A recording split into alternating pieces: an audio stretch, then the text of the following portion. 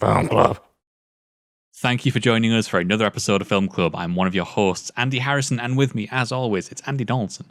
Hello. Every week in Film Club, we invite you along to watch a film with us, and this week, we're taking a look at John Carpenter's The Thing.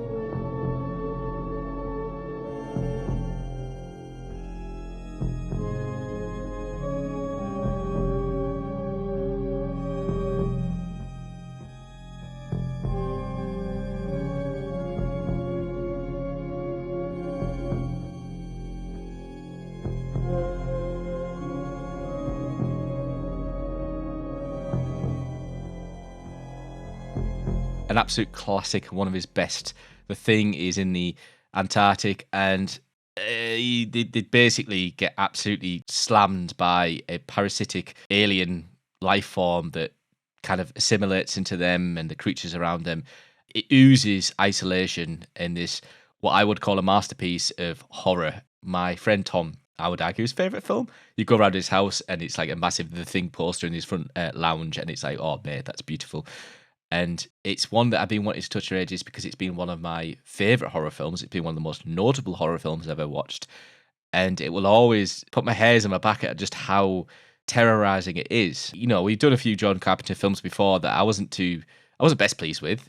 Some great, some not so great, in my opinion. But The Thing is, this is Carpenter at his best. While this is my first time seeing The Thing, I have seen The Thing from Another World before. They're both an adaptation of a book called Who Goes There? Yeah. And The Thing is kind of like a remake of The Thing from Another World. It's kind of like its own adaptation of the book as well. And obviously heavily John Carpenterized.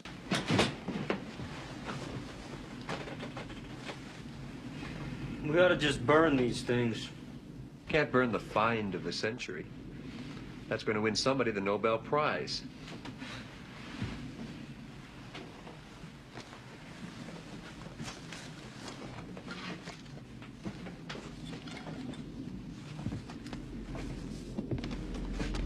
You got the keys. Get them from Gary. I want to get some stuff out of here.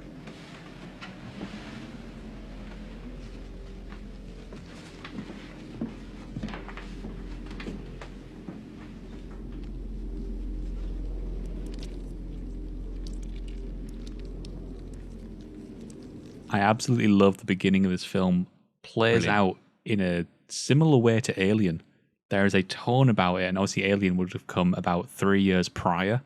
There's a very, very similar sort of Ridley Scott creeping uncertainty about what's going on in that world. And, you know, we're talking about a group of researchers, a group of people who are isolated from the world in very much in the same sort of way. You've got this supernatural horror that's about to descend upon them, but you don't quite know how it's like where it's going to strike from and what it's going to strike. But what The Thing does that is very distinct from Alien is that quite early on, it doesn't try to hide the monster as this thing in the shadows. No. They produce horror by almost putting it directly in front of you, because you can't talk about The Thing without absolutely lavishing praise upon its incredible practical effects, puppetry, animatronics. It's astounding. It is one of the things that gives The Thing its unique voice. Rob Bottin was the guy who designed the creatures, the monstrosities, and his him and his team brought it together to. You look at the scene where they're in the husky pen. Oh God, it's just eerie. You look at the scene where, you know, the infamous scene where they're doing defibrillator and he comes and trumps his hands. Each of the like unique versions of the monster is just eerie, and they don't even have a name for it. That's why it's called The Thing. It's just this fucking horrible thing that you don't want to be around. I love that it makes you uncomfortable by being human-ish. There's an element to it that has human sort of tendencies. You know, there's often a face in there or an arm, or like the dog's head sort of comes back. So it keeps it sort of like grounded, but then everything else about it is completely inhuman. You know, the tendrils and its overly fleshy nature, or the way like sort of spider legs pop out of it when it's just a head later on. Like, there's so much of a body horror to it that puts you on edge.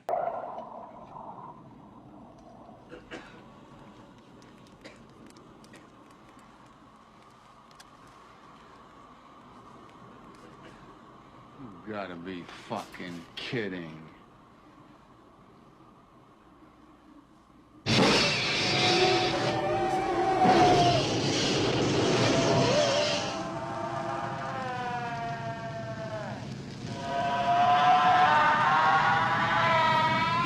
interesting fact, I actually messaged Tom early and I said, "Oh, do you have any information about it?" Because he's like pure John Carpenter through and through. You got conventions to see him, and he said the only thing that I'll say is when the movie first came out, it got slaughtered by reviews. So John Carpenter was told his movie was shit, and that his adaptation of The Thing was unnecessarily gory. Nowadays, it's a cult classic. You know, everyone loves it. I say it's up there as one of my top horrors. And by Tom's words, and I agree with him, Carpenter was ahead of his time. And when he directed The Thing, he knew how it would go down. He knew that this not necessarily has been done before, because what he does is, as I said, he introduces psychological horror. This thing replicates other people, acts like them. So you're there in that, like, look at that scene with the blood. Brilliant scene. Brilliant. They're all tied down. They're terrified in case they don't even know that they're the thing. And he's putting the hot wire into the blood, because it's that distrust. You can look at the wonderful end scene, that ominous end scene. That's absolutely, what a brilliant ending, by the way. How they don't obviously like each other, but they're just like, fuck it, nothing else to do. It's brilliant to introduce that psychological element alongside the grotesque horror. Wonderful. Yeah, and it's got an air of Invasion of the Body Snatchers about it. Yeah, no, 100%. But that embracing of visceral horror, in your face gore, is something that definitely the industry wouldn't pick up on for a while. I think it's absolutely insane that reviewers at the time weren't able to look past it's gore. I mean, the problem there is that I think reviewers at the time weren't looking past its excessive gore because they defined it as excessive gore. It's completely required gore. Yeah. It's utilized gore.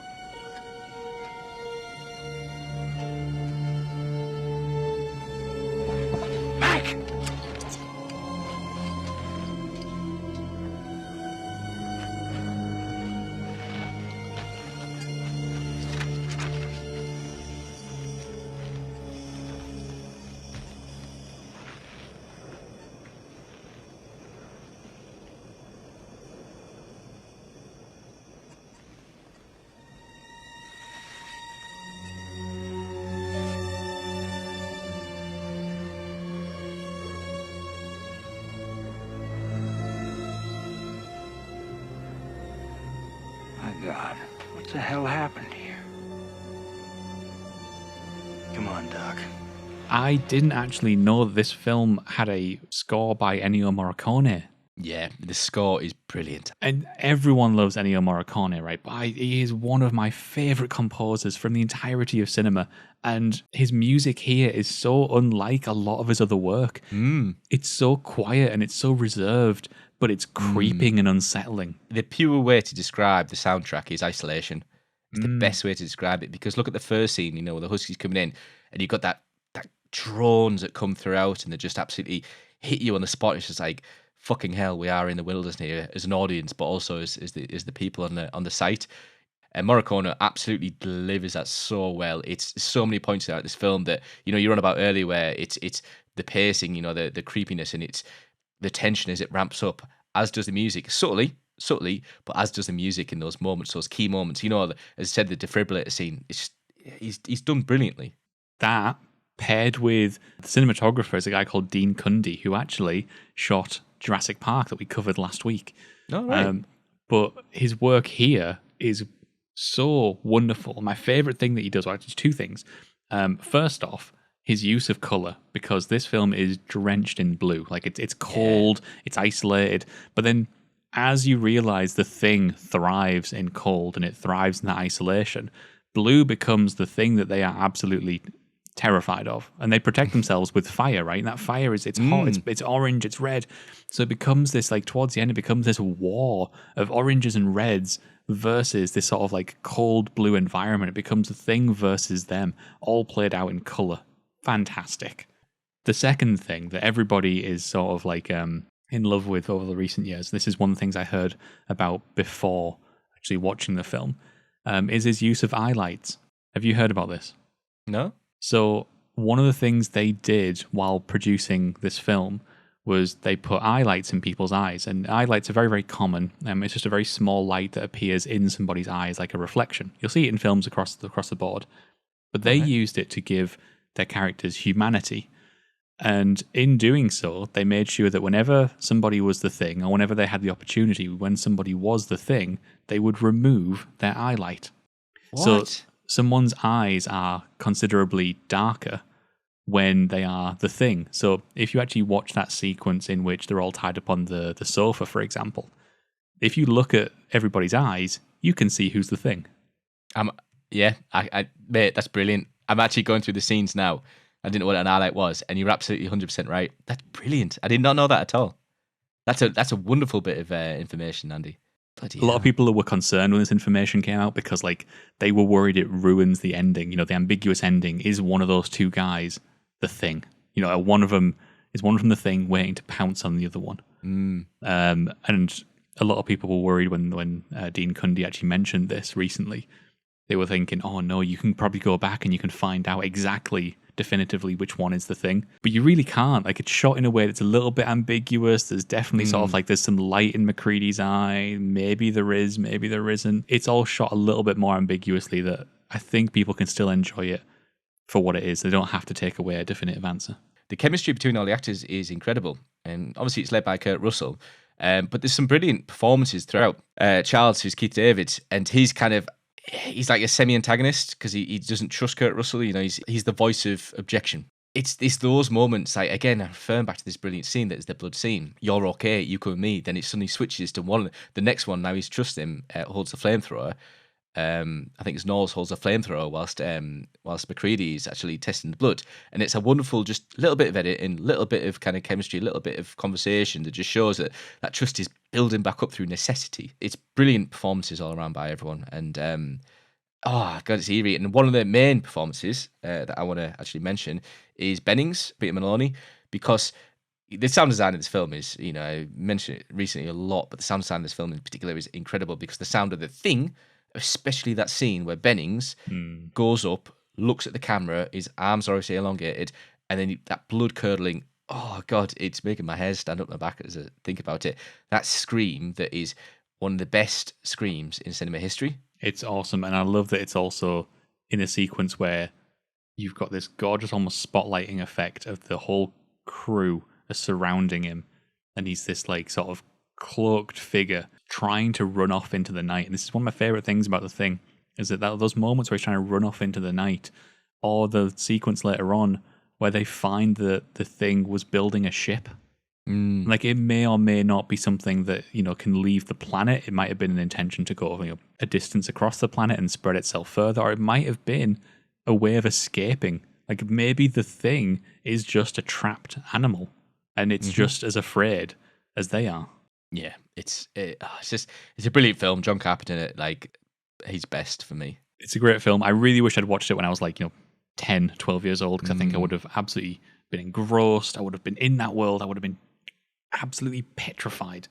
Yeah, I'm so glad I didn't, because I watched a few things when I was young and they gave me nightmares for days, and this had been something that our mum and dad would said absolutely no chance you will ever be able to watch until you're 18. Because when I watched it when I was about like 18, 19, I had nightmares. That's fantastic. So there is The Thing. You can let us know what you thought of The Thing down in the comments below. But Andy and I are going to be back once again next week, where it's time to take a look at the treasure of the Sierra Madre. Cheers, guys. Until then, get watching.